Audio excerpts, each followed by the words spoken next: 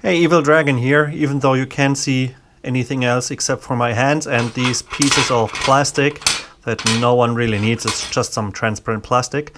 Well, it's been a while since I made a quick video, and I think you might be interested in the latest revision of the case that has arrived today. And for especially the improvements we've made. For example, let's take a look at the battery compartment first.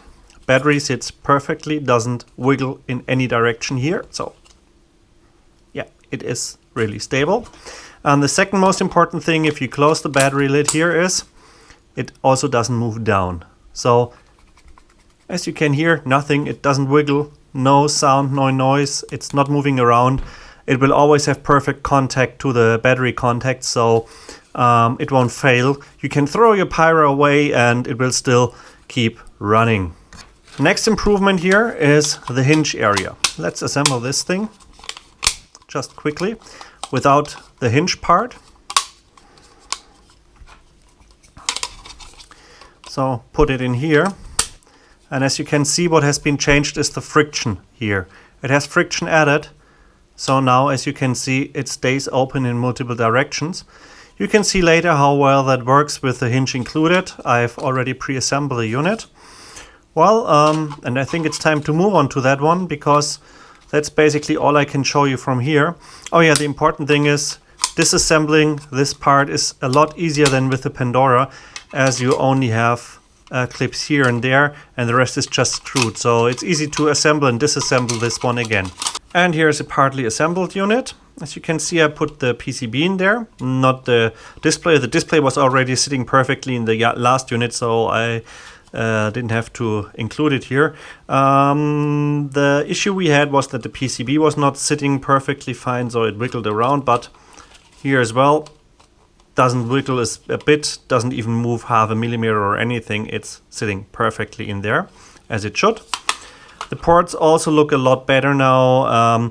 This is not the final PCB. The final one will have the ports a bit further to the outside, so it works better. So yeah, this has been fixed as well. All these parts have been fixed. The volume wheel works, the SD card slots look fine, no gaps nor anything. And as you can see, even with the assembled hinge, it stays everywhere.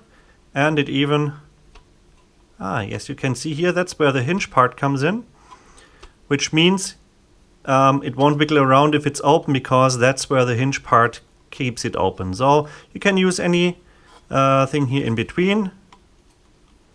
Holds fine, no problem, and you can also open it fully. Now the next thing are the shoulder buttons, which have also been improved. I know if you can hear that. Clicks fine, also clicks fine. Perfect. So yes, they work nicely, and you can even distinguish between the two with your fingers. So even when they're open, working fine. Upper ones, lower ones. And that's it. Shoulder buttons, okay as well. There are only a few minor things that I still want to change or need to fix. These are a few minor tolerances. For example, the stylus. It goes in and out perfect, so that's fine. But it rattles a bit. As you can see, it moves a tiny bit here, but that's just a minor addition here or in that area, and then it should work. And the second change would be the battery compartment, which still needs to be improved a bit. This one closes fine, but has a huge gap here, and also you can feel a bit of gaps here and there, so it's not quite perfect yet. It's already a lot better than the Pandoras, and it works fine. But I've got a few that are very hard to open, so there are some tolerance issues. But apart from that, this case is now working fine. Hinge is working fine, everything is sitting in perfectly there.